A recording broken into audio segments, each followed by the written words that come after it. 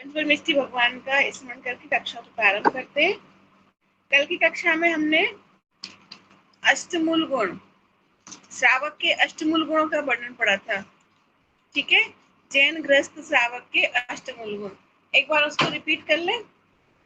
अष्टमूल गुण के नाम बताएंगे, कौन बता रहे हैं? हाँ ऋतु भाभी। 5 उदंबर फल का त्याग, मध्यमास मधु का त्याग, रात्रि भोजन का त्याग और पानी छान कर पीना और प्रतिदिन देव दर्शन। प्रतिदिन देव दर्शन। ठीक है, कहीं कहीं पर 5 उदंबर फल और मध्यमास मधु, इनको ही 8 अष्टमूल गुण बोल देते हैं किसी शास्त्र में, है ना। और कहीं कहीं पर सारे लगा लेते हैं। एक शास्त्र में अष्टमूल गुणों में 5 अणुव्रत, है ना, और 3 बाद के ले लिए थे। 5 अणुव्रत के साथ मध्यमास मधु का त्याग और देव दर्शन, रात्रि भोजन का त्याग और पानी छान कर पीना। ठीक है, कहीं ऐसे ले लेते हैं। चलो, अब आज मैं नया पाठ स्टार्ट करना था। इसका मैंने एक लाइन बताई थी आपको, वो लाइन लिखी थी ना लास्ट में कि आचार पक्ष के बिना विचार पक्ष निरर्थक है। ये लाइन समझ आ गया था? है, एक बार बताओ मुझे क्या था इस लाइन का मतलब, या फिर अष्टमूल गुणों का पालन करना क्यों आवश्यक है? तो क्वेश्चन है मेरे। मतलब जो व्यक्ति अन्याय नीति अवक्षता मद मांस मदिरा का त्याग नहीं करेगा, वो जीव सम्यक दर्शन की पात्रता का अधिकारी नहीं है, उसका मोक्ष मार्ग प्रारंभ हो ही नहीं सकता। ये था, ठीक है। और इसी लाइन का मतलब ये था, आचार पक्ष के बिना विचार पक्ष निरर्थक है, कि मतलब कि जहां पर मूल ही नहीं है, मतलब मूल मतलब जहां पर पात्रता ही नहीं है, जड़ नहीं है पेड़ की। मूल मतलब जड़, पेड़ के उदाहरण से लेंगे तो पेड़ की जड़ नहीं होगी तो शाखा आदि कैसे होंगी? तो उस एग्जाम्पल से यहाँ फिट किया था कि जिसके मूल ही नहीं होगा, जिसके आचरण नहीं होगा, जिसकी पात्रता ही नहीं होगी, तो शाखा आदि मतलब कि सम्यक दर्शन आदि कैसे प्रकट होंगे? इसको सरल नहीं कह सकते हैं कि जिसकी शुरुआत ही सही नहीं होगी। हाँ, मतलब पहले ही मटका, पहले घड़ा उल्टा रख दो तो सारे उल्टे उल्टे जाएंगे। इसका मतलब ये के लिए फर्स्ट सबसे पहले में पहला कार्य अष्टमूल गुणों का पालन करना। पात्र तो शुद्ध हो। हाँ, कल मैं एक एग्जाम्पल देने वाली थी, वो भूल गई थी। पात्र की शुद्धि का जब बात आती है ना, तो एक एग्जाम्पल आता है कि हमें दूध लेना है, दूध गर्म करना है मान लो, तो भगोनी में करेंगे ना दूध गर्म, तपेली में, तो वो तपेली कैसी होनी चाहिए? साफ सुथरी। साफ सुथरी। अब उसमें मान लो किसी खटाई रह गई या दूध क्या होगा? फट जाएगा। तो मतलब पात्र की शुद्धता तो 100% चाहिए जब उसमें दूध टिकेगा, है ना। अब कई बार ऐसा होता है ना कि अपन ने किसी कढ़ाई में सब्जी वगैरह बनाई और उसमें अपन दूध डालते हैं मावा बनाने के लिए, तो उस कढ़ाई में से रंग निकलता है सब्जी का, पीला पीला, कई बार वो पीला हो जाता है, कई बार कढ़ाई का वो काला मावा काला हो जाता है ना। लेकिन दूध डालेंगे तो डेफिनेटली फटेगा ही। ऐसे ही जब सम्यक दर्शन जैसी महान पवित्र चीज को ग्रहण करना है, तो इस पात्र की कितनी शुद्धि चाहिए, शरीर की कितनी शुद्धि चाहिए, परिणामों में कितनी निर्मलता चाहिए। तो वो निर्मलता कैसे आएगी?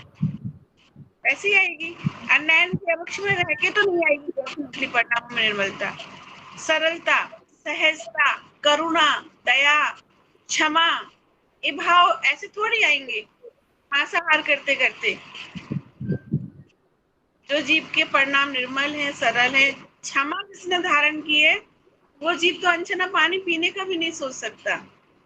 क्यों? क्योंकि क्षमा का अर्थ हम क्या समझ लेते हैं कि सामने वाले से कोई गलती हुई है, हमसे गलती, मन मुटाव है तो सॉरी बोल दो, उसको क्षमा बोलते हैं, समझ। लेकिन वास्तव में क्षमा नहीं होती है, ये तो फॉर्मेलिटी है, मतलब बाहर दिखाने के लिए। एक्चुअल क्षमा तो हृदय में धारण की जाती है, 3 लोग के समस्त के प्रति। तब गुस्सा प्रकट नहीं होता हमें, भाई कैसा भी जीव हो, चाहे वो चींटी की पर्याय में हो, चाहे वो निगोद की पर्याय में हो, चाहे वो जानवर की पर्याय में हो, मनुष्य की पर्याय में हो, कितना ही गलत काम कर दे, लेकिन उस जीव के प्रति फिर भी घृणा का भाव अंदर से उत्पन्न नहीं हो, वो होती है उत्तम क्षमा। वो होती है वास्तविक क्षमा। कैसे? कि मानो किसी ने हमें मार दिया, किसी ने गाली दे दी, किसी ने नुकसान कर दिया, या किसी ने हमारा अपमान कर दिया, तो हमें गुस्सा आता है ना अंदर से, आता है। घर घर में तो होता ही है अपन बाहर का नहीं जाओ तो घर में तो होता ही है। और लंबे समय तक ये सब चीजें होती है तो क्या होता है, दोष टाइप का मन में बैठ जाता है। हम तो ऐसा करेंगे, तो पता था डेफिनेटली वो तो ऐसे ही करेंगे, वो तो ऐसे ही करेंगे, होता है ऐसा। एक क्यों आती है चीज? क्यों? क्योंकि हमारे अंदर क्षमा नहीं है। क्षमा कब आती है? जब हम तीन लोक के समस्त जीवों को भगवान आत्मा देखते हैं। हम उस जीव को देखते हैं, ये जीव अभी इस पर्याय में है, लेकिन थोड़े दिन बाद ये जीव अपना कल्याण करके भगवान बन सकता है, मोक्ष जा सकता है। और हो सकता है वो चींटी का जीव हमसे पहले मोक्ष चला जाए, हो सकता है या नहीं, है ना? हाँ। अपन बच्चों को गुस्सा आता है, घर में रहते फैमिली मेंबर, सास ससुर पति आदि को गुस्सा आता है, लेकिन अगर हम इतना सा सोच रहे हैं कि सासू माँ भी तो भगवान आत्मा है, हो सकता है वो हमसे पहले मोक्ष चली जाए, तो गुस्सा आएगा ही नहीं। फिर घर में कितने ही काम बिगड़ जाए, कितने ही काम बिगड़ जाए, गुस्सा आएगा ही नहीं। फिर बच्चे से कितनी भी गलती हो जाए, गुस्सा आएगा ही नहीं। मुनिराजों को क्यों नहीं आता? क्या समता भाव रखते मुनिराज? समता भाव रखते। अरे वो समता भाव रखते तो क्या होता, क्या है वो समता भाव? वो समता भाव के टाइम वो सोचते क्या है? बोलो। है? आवाज नहीं आ रही ऋतु भाभी? यही कि जो तुम बता रही हो ना कि ये भगवान आत्मा है, हो सकता है मुझसे पहले पहुंच जाए, तो क्षमा भाव धारण कर। अब बता दिया तो आसान लग रहा है, नहीं बताती तो कौन सा ना नहीं पता था पहले भी पढ़ा हुआ है। ऐसा कैसा समता भाव है कि क्या सोचते हैं कि मरा हुआ सर्प डाल दिया, सिगड़ी जला दी सिर पे, फिर भी गुस्सा नहीं आ रहा है, फिर भी गुस्सा नहीं आ रहा है। कुछ तो सोचते होंगे, एक तो अपने अंतरात्मा में लीन हो जाते हैं, लेकिन वो विचार मान लो नहीं है, मोक्ष मान लो, तो विचार तो आया ना। बिल्कुल। अब भगवान थे कमटका जी 10 साल 10 भव तक बैठ चला ना उनका, तो पार्श्वनाथ के जी में क्या समता धारण करी कि भाई ये जो पर्याय दिख रही है ना सर्प की, ये जो मुझको उपसर्ग कर रहा है कमटका जी, हो सकता है ये भी भगवान आत्मा है। अभी ये अज्ञान के कारण ऐसा कर रहा है, इसके ऊपर मुनि मिथ्या घोर अंधेरा छाया हुआ है। मुनि राजों के सोचने में और अपने सोचने में बहुत अंतर है। मतलब नहीं मैं नहीं बता रही, नहीं नहीं सुनो ना, मैं क्या सोचती हूँ कि जिसका कर्म है वो भोगेगा, अपन को उसकी में नहीं लगना, उसको जो करना है करने दो, अपनी अच्छाई करते जाओ। मैं ये सोचती हूँ, मतलब मैं अपना बता रही अब वही तो अंतर है कि अपनी सोच कि उसका कर्म तो वो भुगतेगा, अपन अपना करो, इस चीज से समता नहीं आती, अंदर से दोष हूँ। बढ़ता है। नहीं नहीं, मतलब आती अपने को अच्छा करना है, अपने को अच्छा करना है, अपने को अच्छा देना है, जो जो कर रहा है उसको करने दो, अपने को उससे मतलब ये नहीं है, अपन ऐसा सोचते हैं। तो व्यवहारिक चीज हो गई, हाँ वही कह रही हूँ मैं। व्यवहार की दृष्टि नहीं, यहाँ तो अपन परमार्थ की बात कर रहे हैं ना। हाँ परमार्थ की मुनिराज थोड़ी उपकार करेंगे, मुनिराज थोड़ी किसी का भला करते हैं, वो तो अपने आत्म कल्याण में लगे वही रहते कह हैं। रही हूँ। हाँ, तो यहाँ पर शास्त्रों में ऐसी भाषा को ऐसे बोलते हैं, सम्यक दृष्टि और मिथ्या दृष्टि जीव की सोच में यही अंतर होता है नहीं तो इसको सम्यक दृष्टि मिथ्या दृष्टि नहीं कह सकते अपन, मिथ्या दृष्टि नहीं किसको कहेंगे कि किसको अपन ये सोच रहे हैं कि मतलब अपनी अच्छाई करते जाओ और अपना अपना कर्म सबको भोगना है, तो अपन इसको मिथ्या दृष्टि नहीं कह सकते। नहीं नहीं, कर्म हाँ तो सबको अपना अपना भोगना है, हाँ ठीक है। मैं हाँ तो यहाँ पे बात उस क्षमा भाव की कह रही हूँ। हाँ। उनको अपना कर्म भोगना है, सबको अपना कर्म भोगना है, नहीं लेकिन फिर क्योंकि भी क्षमा भाव नहीं आया हमारे अंदर, मैं ये कह रही हूँ। हाँ हाँ क्षमा भाव तब आएगा जब हम उस जीव को भी भगवान आत्मा समझेंगे, हाँ। और उतनी अंदर से करुणा प्रकट होगी। हम किसी भगवान आत्मा से गुस्सा थोड़ी हो सकते हैं, नहीं। बोलो। हाँ अब नहीं। ऐसे अपना बच्चा है है। अच्छा पढ़ लिख के इंटेलिजेंट है, पढ़ लिख के डॉक्टर बनेगा, कुछ बनेगा आगे जाके, तो अपन अपने बच्चे को बुरा थोड़ी कहेंगे। क्यों? बच्चा कितनी गलती कर ले, कम नंबर भी आए तो भी नहीं, नहीं ठीक है, अपना है ना, उसमें करुणा, जो अंदर से करुणा आती है, वो क्षमा, हाँ। है ना। तो एक जो द्वेष द्वेष होता है ना, वो नहीं आता जब अंतर से, अंतर में उत्तम क्षमा आती है, सच में वास्तविक उत्तम क्षमा आती है, तब संसार के समस्त जीव एक से दिखाई देते हैं, पर्याय बुद्धि नहीं दिखती। वहां पर द्रव्य दृष्टि होती है, पर्याय दृष्टि नहीं होती। हम अभी क्या देखते हैं, ये बच्चा है, ये पति है, ये सासू माँ है, ये चीटी है, गाय है, हमारी पर्याय बुद्धि चलती है। पर्याय पर्याय समझते हो भाभी? पर्याय मतलब जैसा शरीर धारण किया वो पर्याय कहलाती है।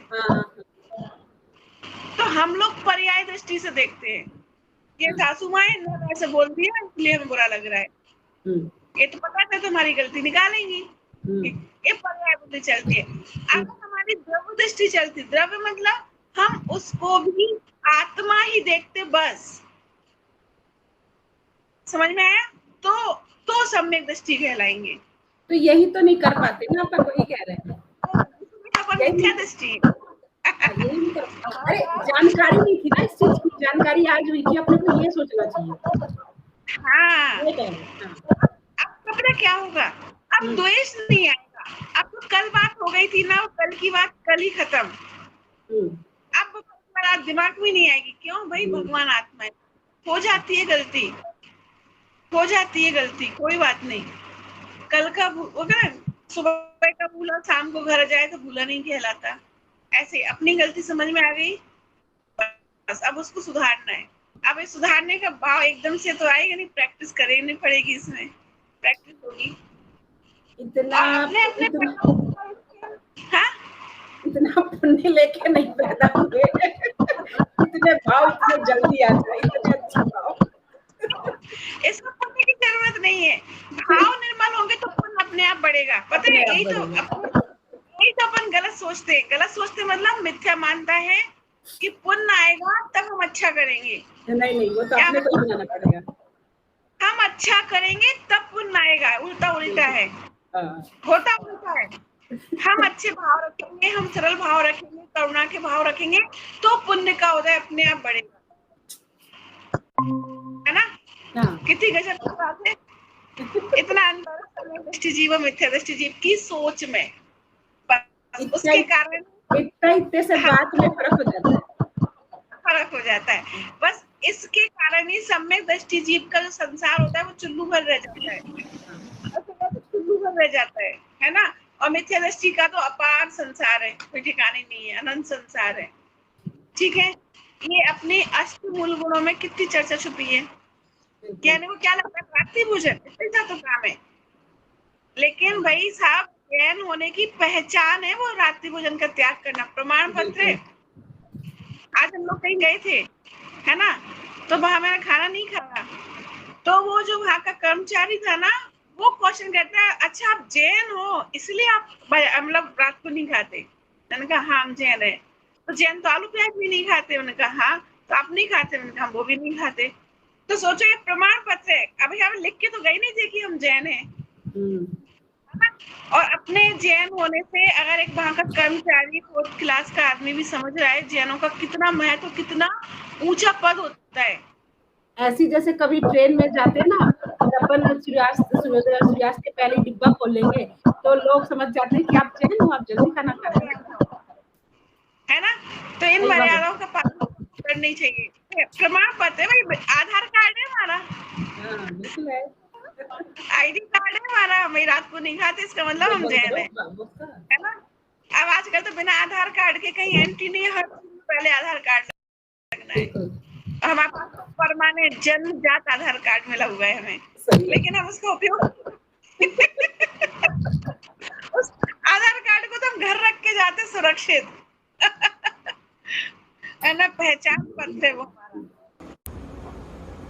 निज निधि निज में बताइए विकार है, के लिए जिनवानी माँ को शक्ति बार है हे जिनवाणी भारती तो जपो दिन रे जो तेरा करना नियम तो